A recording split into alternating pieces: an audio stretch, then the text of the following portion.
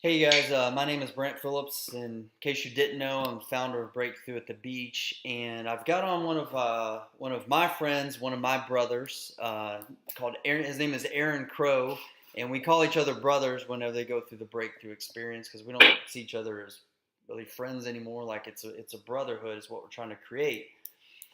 Is what we're creating a breakthrough at the beach. So I wanted to introduce you all to Aaron and his wife Kary Crow. And so with that, say how you doing, guys?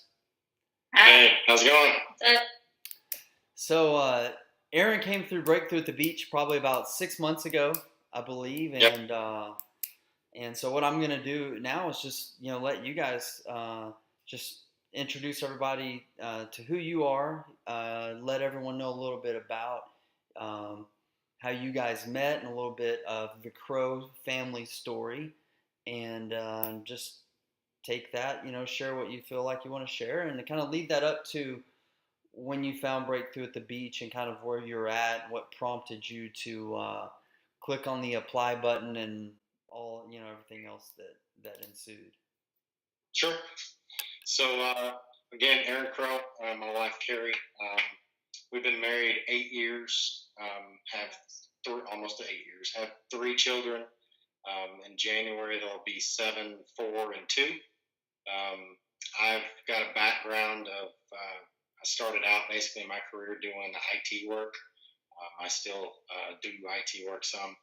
Um, and I've also got about 8 years of real estate experience. I did a lot of listing REO, bank owned foreclosure properties. I get 40 to 50, sometimes as many as 100 in a month. I ran an office in downtown Dallas. I owned a consulting firm doing IT consulting for a number of years before I met my wife. And when Kary and I got married, uh, how we met. We met at a friend's birthday party. She had been dating a friend of mine, and so I went to his birthday party, and she ended up wanting to go out with me. Well, I instigated the meeting. I had seen him on MySpace. MySpace. Yeah. Wow, you're dating yourself. Be careful. It was like 2007 or something. Yeah. So I told the guy I was dating to invite him so that I could meet him, and then things kind of went from there. Yeah. So pretty quickly we were married and had a kid on the way, and I hit this thought in my head of I needed security. I was running a business. I was running a real estate office and an IT consulting firm, and I was making good money, and it was hectic, and the real estate thing wasn't exactly a good situation for reasons we don't have to get into, but I just felt this. Everybody had always said, hey, you need the stability. You need a job with a pension or a 401k and good benefits and all of these check boxes that I didn't have because I had my own insurance, and I had, my income would be really high one month and it'd be low the next. It wasn't stable. It wasn't secure. Well, so and I wanted to stay home. Yeah, and Kary wanted to stay home. She was still working at the time. So I went and actually got a corporate job. I went back into the corporate world, thinking that that's what I wanted to do because it was stable. Mm-hmm. So that was, my son was about 1 when that happened. He's going to be 7. So about 6 years ago. And for the past 6 years, I've been working in corporate America. And ever since then, since almost day one, I've been just unhappy. I've got a good job. I make pretty good money. But it's I've got to check the boxes and show up at a certain time, and I've got to wear a certain attire. And I just have very little flexibility and freedom of my schedule. And that's my personality.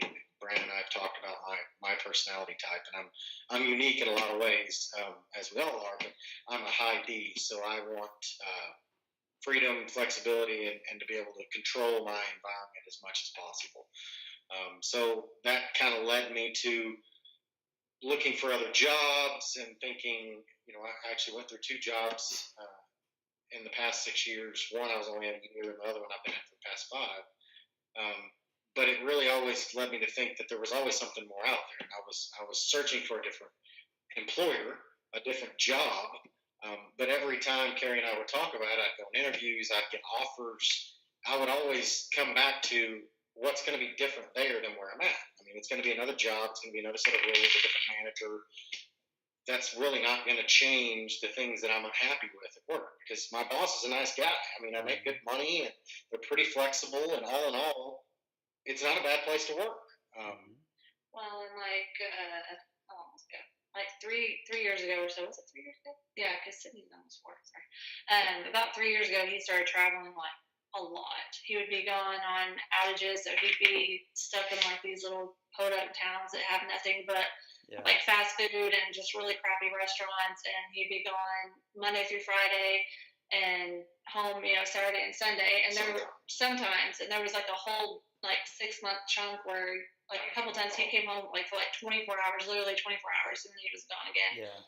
So that put like a huge strain on our relationship. By the time we only had 2 kids, but I was basically like all of a sudden felt like a single mom, and I was dealing with my own issues. He was dealing with his weight, and I remember you had started doing Atkins, but it was like really hard to do when you're staying in a hotel and there's no good place to eat food. And so he was becoming, he's tired because he never sees us. He's upset that he never sees us, and then he was gaining more and more weight, and that was adding to, I guess, issues in our relationship. So it was all just kind of slowly unraveling and falling apart, and I could see him being more and more withdrawn, and just kind of, he'd come home and wouldn't want to do much of anything. And so that was hard because he'd be gone all week. So like when he came home, I was like, let's go do stuff. And he was just wanted to sit on the couch and do nothing and watch TV. And so that caused, and his dad has done that his entire life. And his parents like always fight with each other and don't have a good relationship. And I never really understood why. And when this was happening, I was just like, oh my gosh, this is why your parents hate each other so much, because your mom has built up all this resentment because he's gone all the time. And this was only going on for, a couple of years and not all the time. And I was already starting to resent him and not really look forward to him being home because he wasn't going to do anything with me. So it was starting to get crazy for sure. Yeah, it's the golden handcuffs. And Aaron and I have talked about it, how our paths are really similar. Our families are very similar. I mean, a lot of guys in Breakthrough have very similar personalities, very highly driven kind of guys. My situation was very similar, where I felt like, I needed a job, I needed security and safety, but it was, to me, it was really actually not secure at all. In terms of, my father had corporate America background his whole life. He's essentially done the same job he's just now retiring as of 2 months ago, but he had the same type of job for about 40 something years. But that being said, in his industry, he was in the oil and gas field. So maybe they had a contract for 2 or 3 years, and then boom, jobs up, contracts up, oil and gas takes a dip. He was out of a job.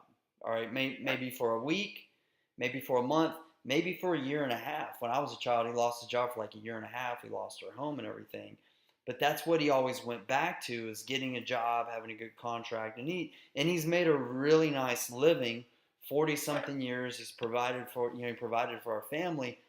But at the same time, he was incredibly miserable what he was doing. And when he was come home, he was burned out, lifeless, would sit on the couch, watch Married with Children. I remember that he would come home, yell at me and my brothers, eat dinner, sit on the couch and watch TV for 2 to 5 hours, and then go to bed. And then that was it.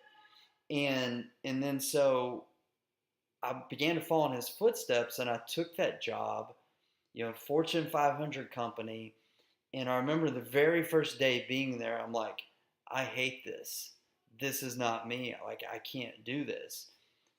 So I immediately began to what can I do, it's someday, maybe not right now. And I stayed at that job for about 4 years, and I did well.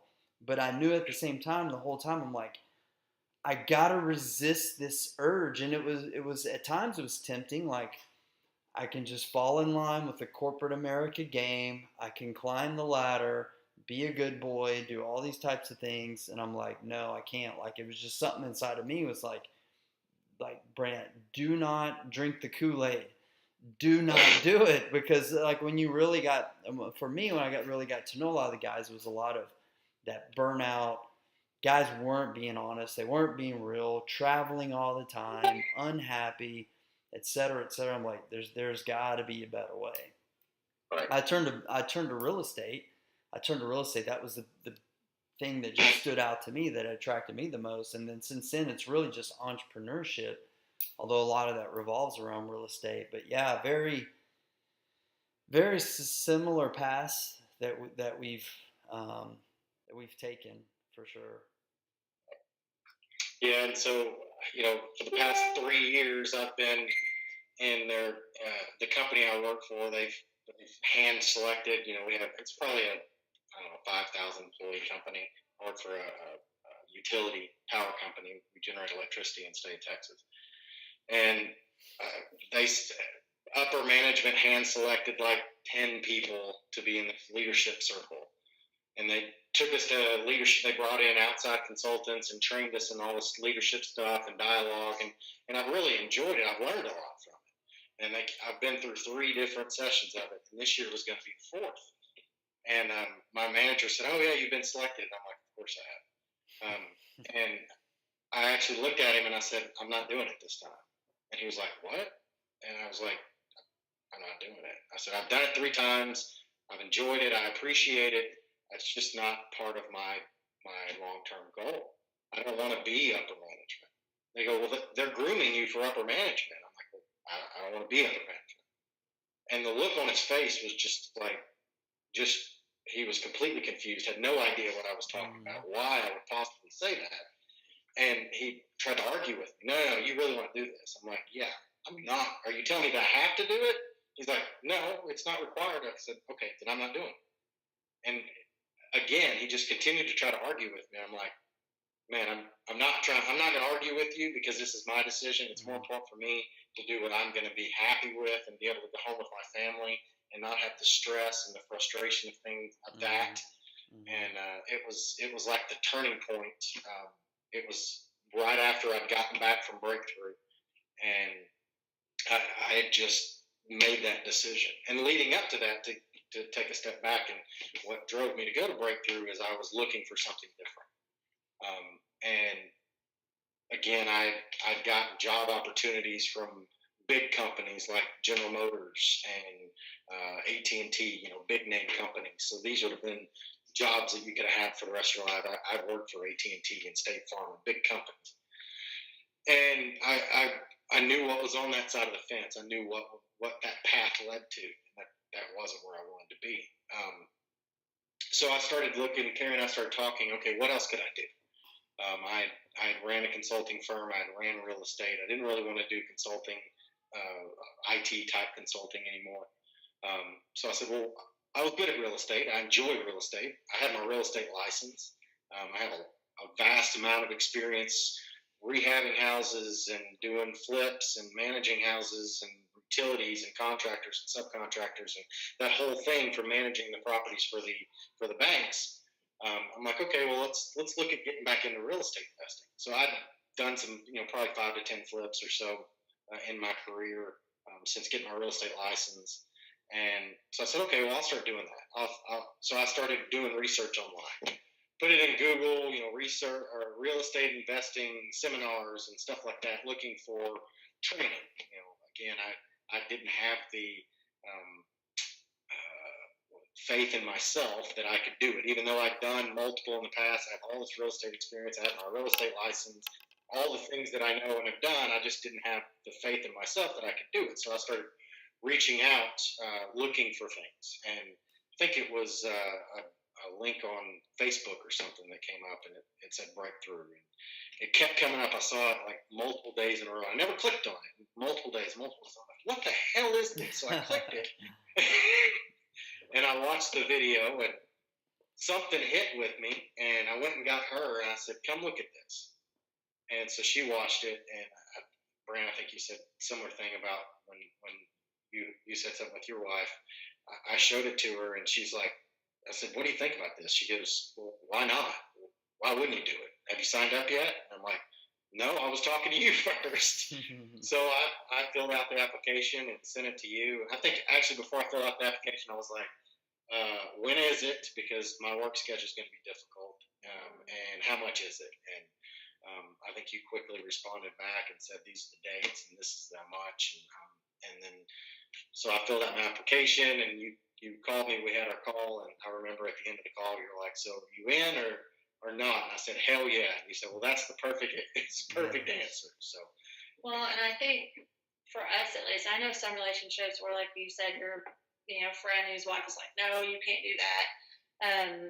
For us, we've always, even though we kind of had our ups and downs, we've always had a mutual respect and trust for each other.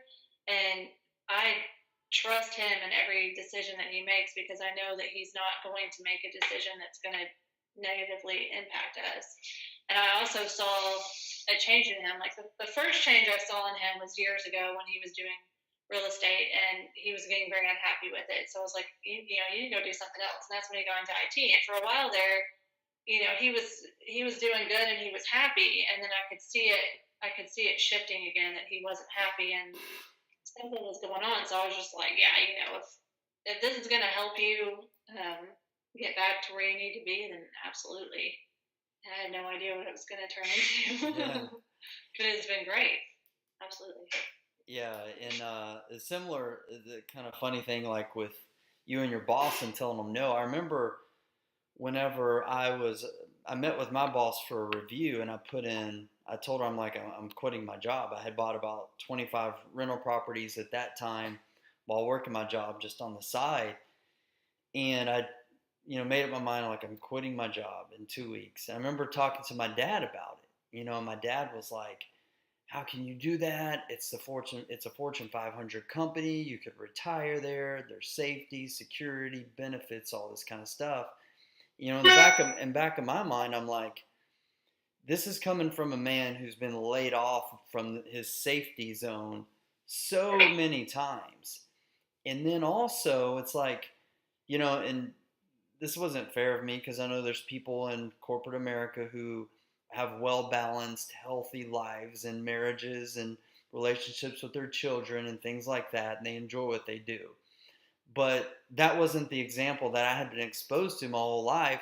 So I'm looking at my dad as the poster child of corporate America, and I'm looking at a poster that is like a horror story, and I'm like, but Dad, you're completely miserable. I would rather leave my job, roll the dice with what I'm going to do here at this real estate thing, which I wasn't rolling the dice at all. I'd been doing it for 2 years, and I was just using sound real estate business principles.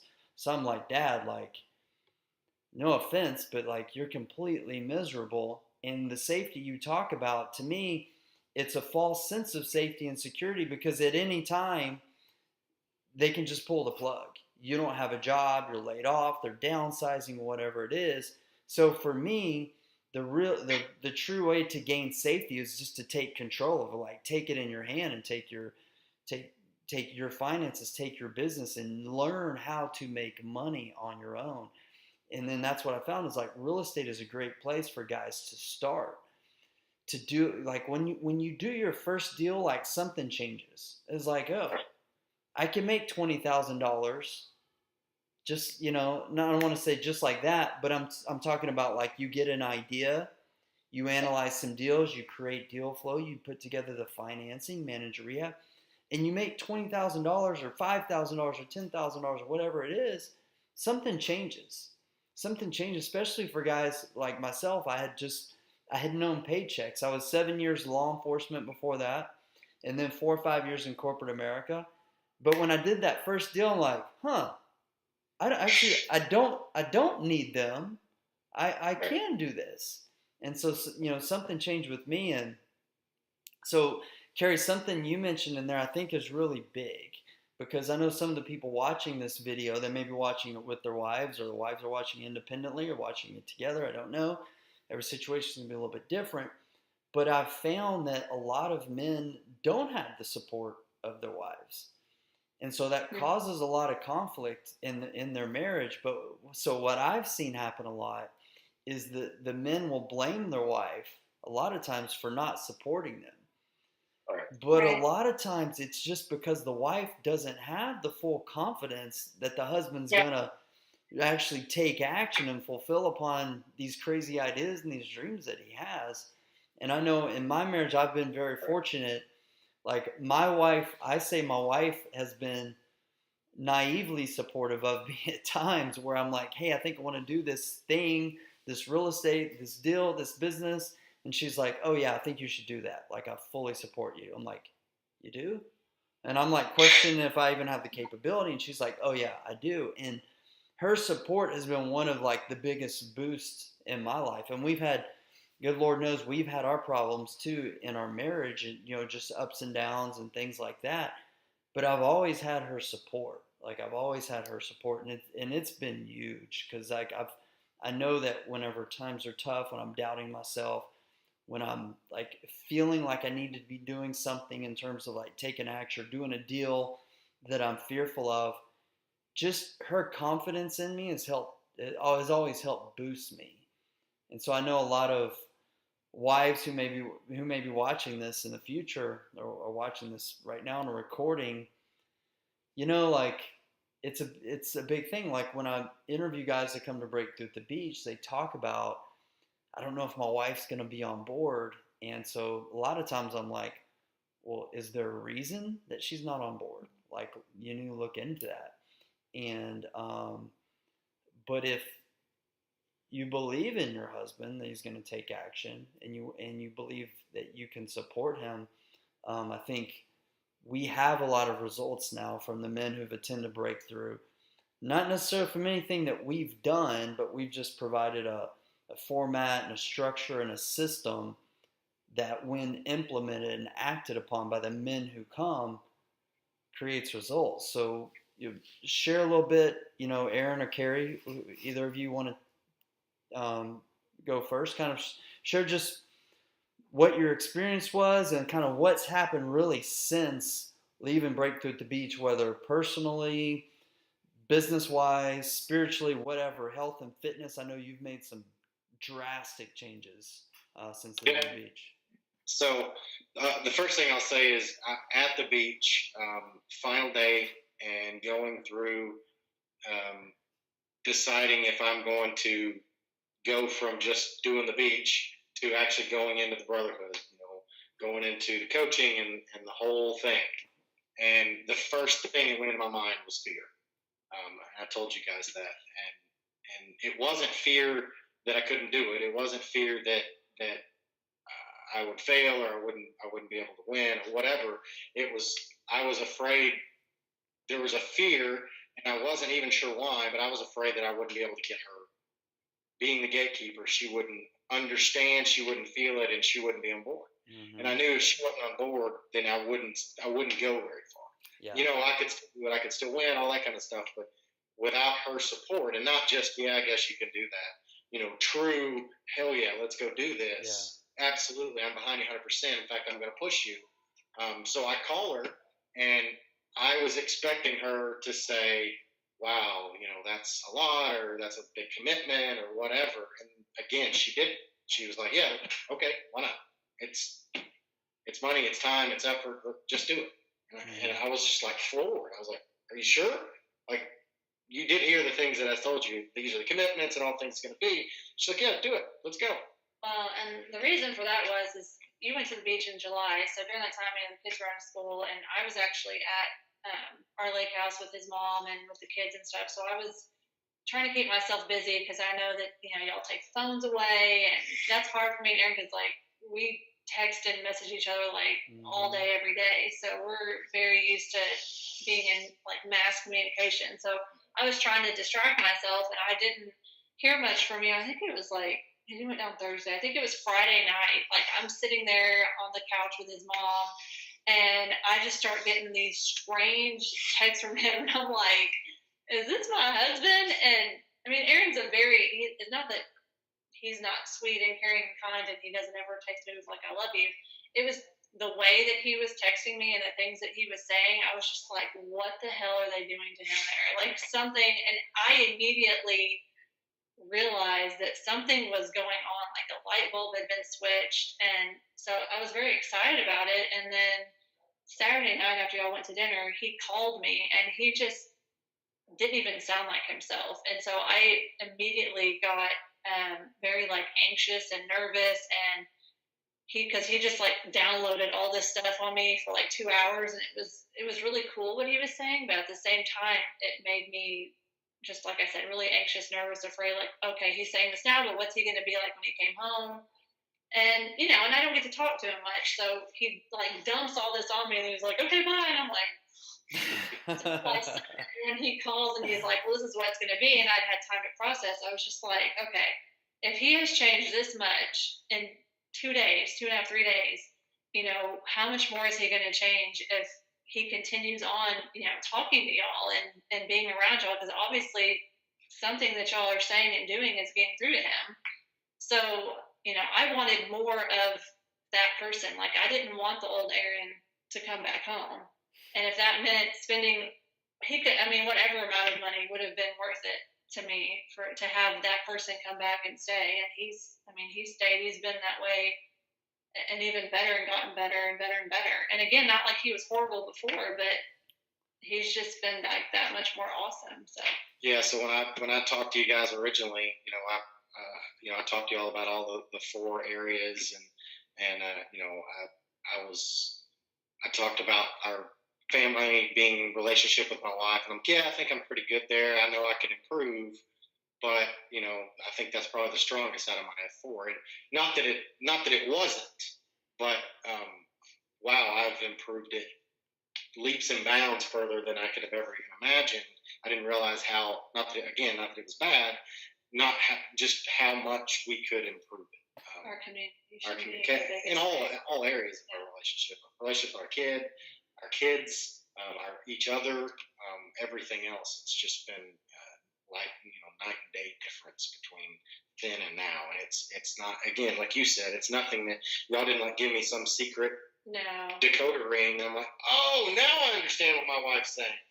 It was just changing the mentality and the mindset, and actually looking at and being intentional about having those communications, and listening to her, and understanding more about what I need to do to be me, be the best version of myself, and that naturally brings out the best version of her. The better I make me, it brings her up. The better we make each other, and vice versa.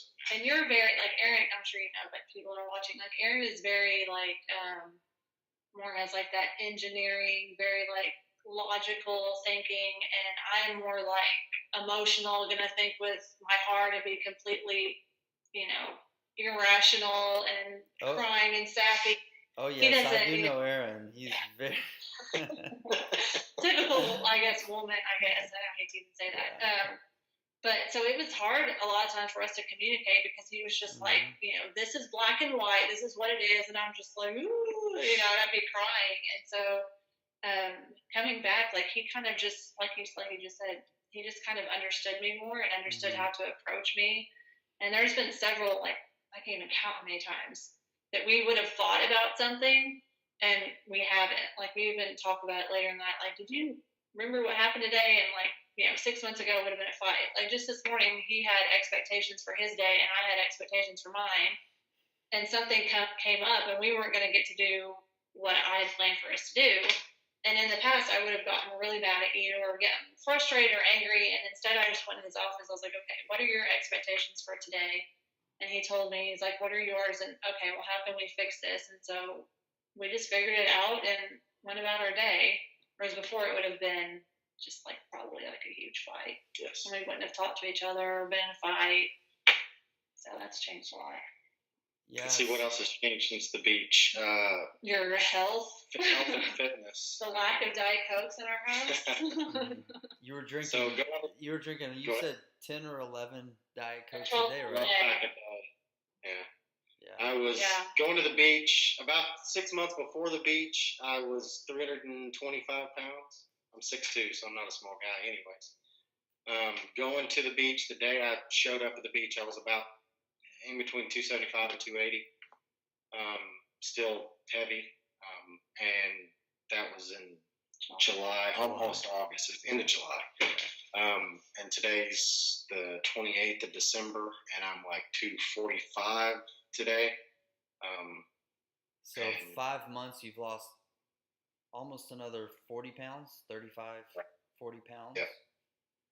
Yeah. Ran a 5K under 30 minutes with her, actually. Yeah, he beat me. And I was always the runner, and he like couldn't run, hated running, and then he beat me. I was really pissed off about that. Yeah. But I was proud of him at the same time. But even beyond running a 5K, I came home and I started even more drastically changing what I ate, how I did things, adding a green smoothie, little things like that. But then started switching over to organic stuff, and we were just doing it for us. Yeah. And then I went back to the beach again, and we started really thinking about, hey, we're spending all this time and effort about our health. We're trying to watch what we're putting in our bodies. And we looked in our pantry, and the things that we're putting in our kids' mouths, processed this and sugar and all this bad stuff. So then she went to an event herself, and when she came back, we just got big trash bags and just threw everything in there. So now we don't have milk in the house. We all organic, grass-fed butter, grass-fed beef. No processed stuff, no packaged stuff, very little wheat, and again, I'm not saying that that's what everybody that needs to watch this webinar is going to think, but we just made these health decisions not just for ourselves, but we changed the way that our entire family does it. People thought we're crazy. My parents think we're nuts. Yeah. Milk does the body good. So I think they almost called CPS on us for taking milk away from our kids. But we all feel better. Like, both of us have so much more energy. Like, I can remember, putting the kids down at 8 o'clock and just going to the couch and just being exhausted and not even able to do anything. Like, I wouldn't even be able to do this right now. I'd be so tired, be in my jammies and ready to and we'd plop on the couch till probably 10 or something. Watching TV. Snacking, watching TV, and he'd be guzzling Diet Coke and wasn't sleeping well. Like, he wasn't sleeping well at all. And I would try and get him to drink water, and he's like, there's water in Diet Coke. I'm like, really?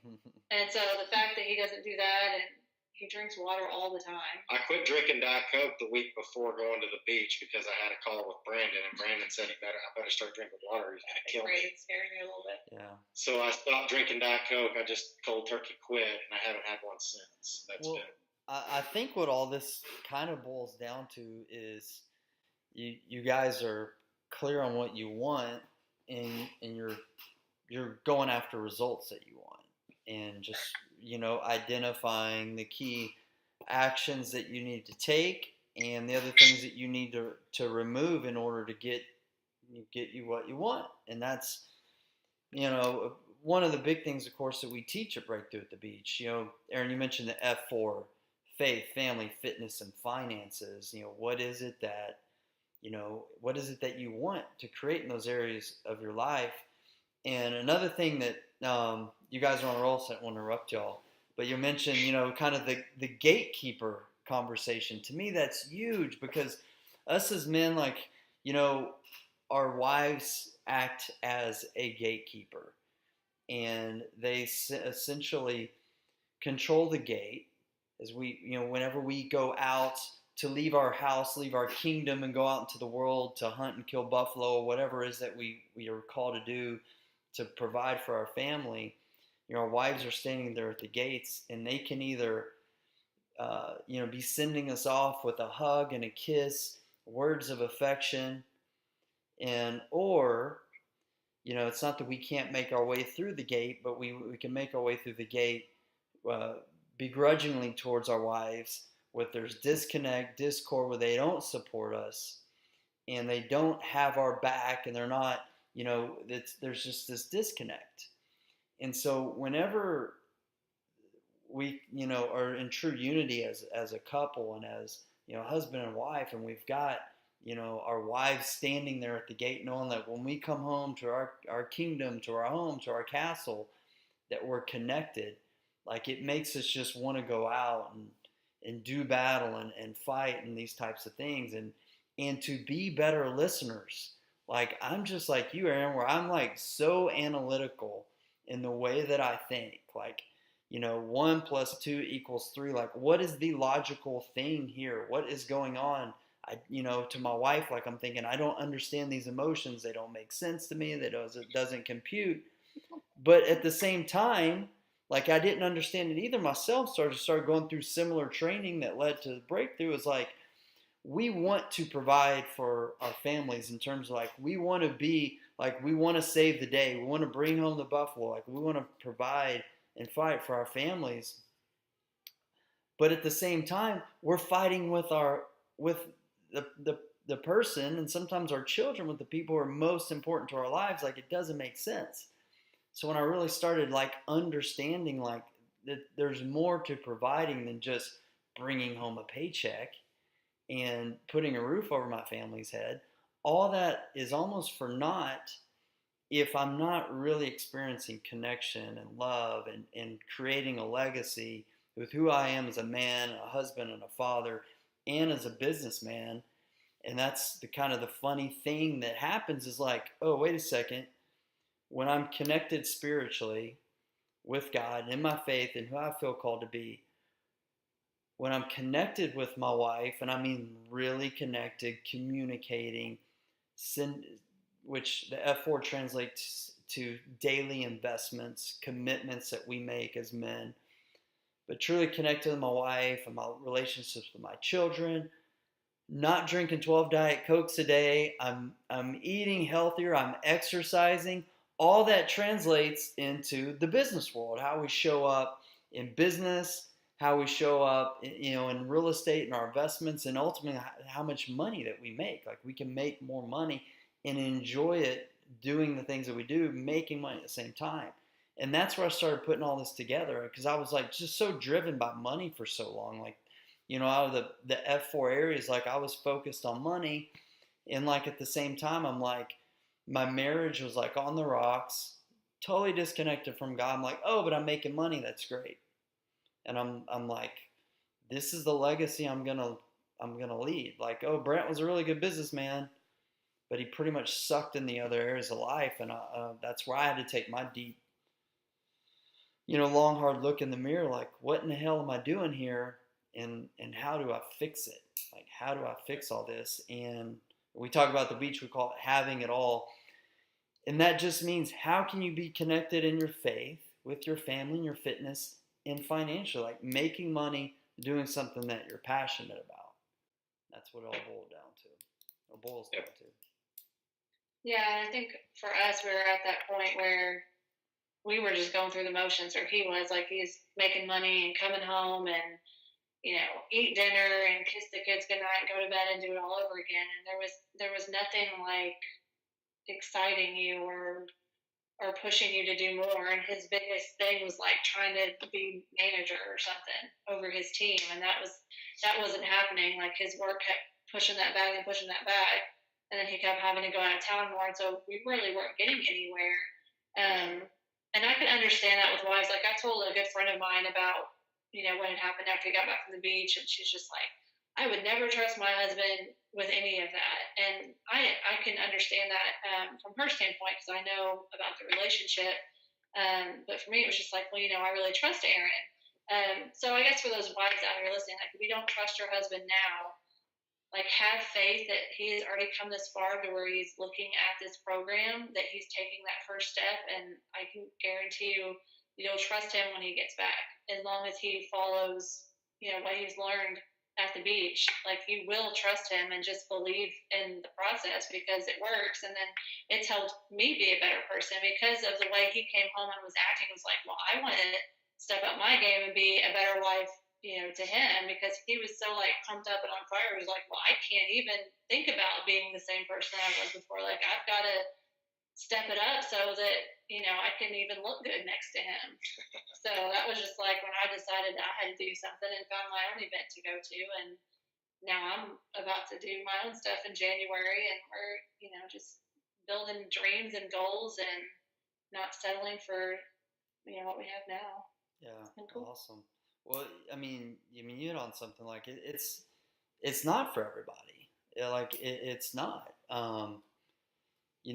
It's for the it's for the men who it's for, and there's no way to know except I tell men all the time, like guys who apply, and I'll get on phone calls. I'm like, this isn't a sales pitch.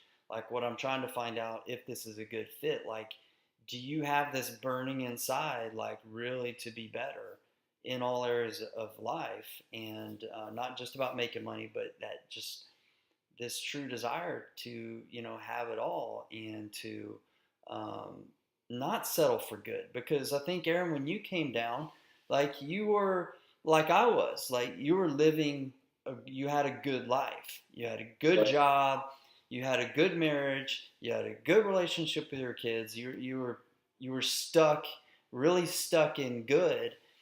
And for guys like you and me, like good is bad.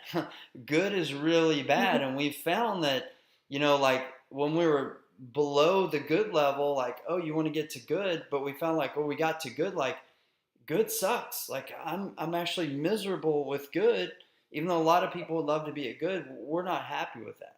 The fact of the matter is we're never going to be happy with that. Like we're always striving for greatness. And so there's usually like one or two guys come to breakthrough.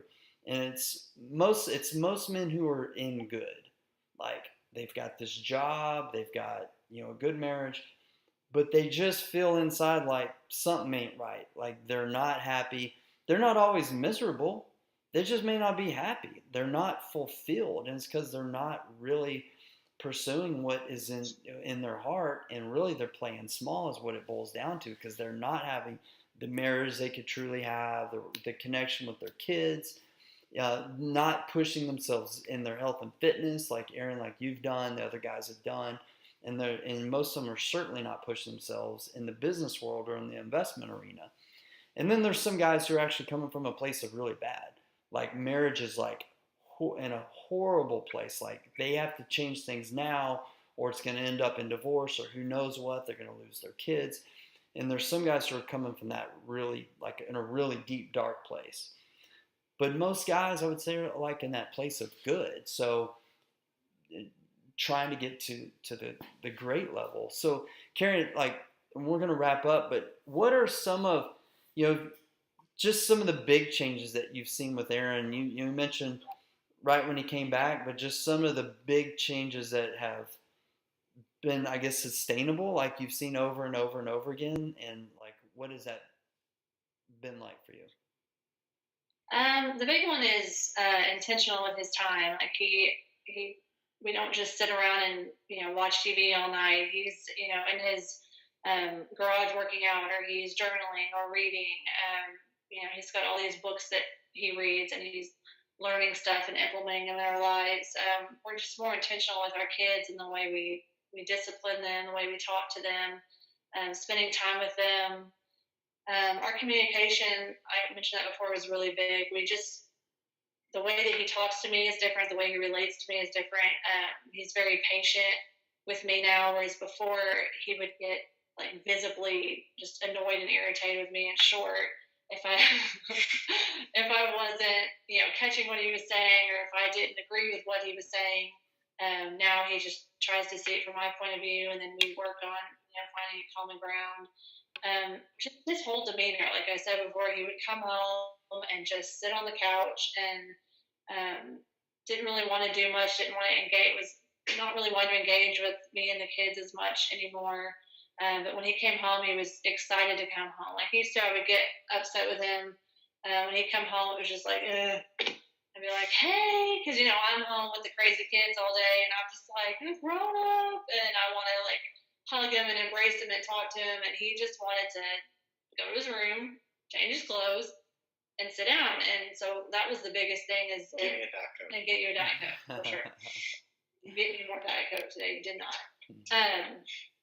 So he would come home, and like the biggest thing I noticed is like he would come home and like hug me and talk to me and like ask me about my day, and just like his whole face was just happier when he came home. So that was definitely a big change, is that he's been happy when things have, I guess, gone wrong, or situations would come up where he used to be like, oh, shit, this is going on, and like would freak out. And I was just like, oh, well, like we'll just figure it out and it'll be all right. And that has helped me be more calm. Yeah. Like I think that's a lot of, not to blame it on you, obviously, because I have my own issues for sure. But that's where a lot of my anxiety, I think, would come from, because I just wasn't sure how we were going to handle things or what was going to happen. And him being so calm now has made me be more calm. It's just like, oh, we can get through anything together. So yeah, the biggest changes is just motivation, goals. We never had goals before. No. Our goal was to like make more money we did last year. Eat stuff, a lot of stuff. It was bad. And maybe one day we go on vacation. Yeah, like he's on vacation right now.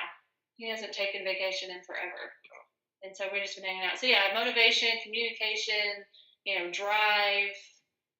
His health has changed. Like he's never stuck with any kind of diet. It's not a diet. It's a lifestyle change for us. Yeah, it's not a diet at all. It's just caring about your body. Yeah. And what you put into it. Common sense kind of and stuff. And all of it together has made him a happier person. Yeah. For sure. All around. Which has made all of us happier. So thank you. Awesome. Awesome. And thank you. Thank both of you guys. Yeah, truly, I don't know where we would be right now if he hadn't have found breakthrough. Like, it's been amazing. I don't even want to think about how it would be. Well, I tell people all the time, people ask, because obviously it's very obvious that there's a difference in me. Physically, just looking at me, people don't recognize me because, my face was fat. Not joking. And people, well, what have you been doing? And I'm like, it's hard to, it's not a 30-second, I did Weight Watchers, or, I had liposuction. None of those things fit. Oh, I went to Breakthrough at the beach. What is that? Oh, well, what did you do there? Oh, well, some dude hit me in the face, and we talked about our feelings, and I came home, and I was a changed man. Yeah. What? And people don't get Oh, that's a huge one. Yeah, he talks about his feelings now. Yeah. Like that would be a joke in our family that Aaron didn't have feelings or emotions. And, we talk about all that stuff now, and he's more like vulnerable and shows himself to me more and is more open with who he is and how he feels. So that's been really cool. It's okay for men to have feelings. And it's not weird at all. No. It turns and that's the out thing that too, men like it have came very feelings. naturally. Yeah. It wasn't this whole like that seems unnatural for you. Like it just oozed out of him like it had always been there. It's pretty cool. Yeah, it turns out that men actually have feelings. Like I did not know this until a couple years ago myself. And my wife did not think I did either, so learn something new every That's right. year. Well, I appreciate you guys for who you are, really, and for trusting me and trusting the process, trusting my trainers, Chris and Brandon, and appreciate both of you for who you are and who you're becoming. And I know that one of the things we talk about at the beach, and you're living it, is to live what it is that we teach and then go out and lead it and share it with others. Because if we just take this message and this way of life and just keep it to ourselves, like, it's selfish. And so I appreciate you guys for just honoring the code and living this way of life. Absolutely. Yeah. So, I don't have anything else. Like, I think you guys have done a wonderful job of just sharing with what it's been in your life, and I appreciate it. And I'll let you guys get back to the kids. Maybe they're sleeping now, maybe not, but quiet. It's very quiet. Yeah, mine are not. I can hear them in the background right now. So I've got 4 to go contend with right now. So right. Good luck with that. Yeah, thank you. Y'all take care. All right. Thank you. Thank you. See you.